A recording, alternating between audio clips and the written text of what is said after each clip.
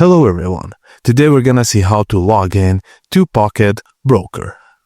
Firstly, open your browser and go to pocketoption.com, or simply click the direct link from a trusted source. In the top right corner, select Login, sometimes labeled as Sign In.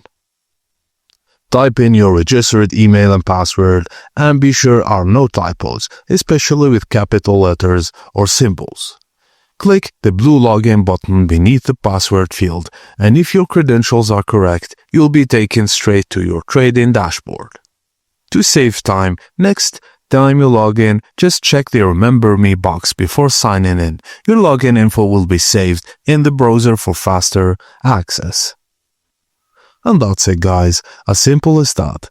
Thank you for watching, and please don't forget to log in, don't forget to like and subscribe for more.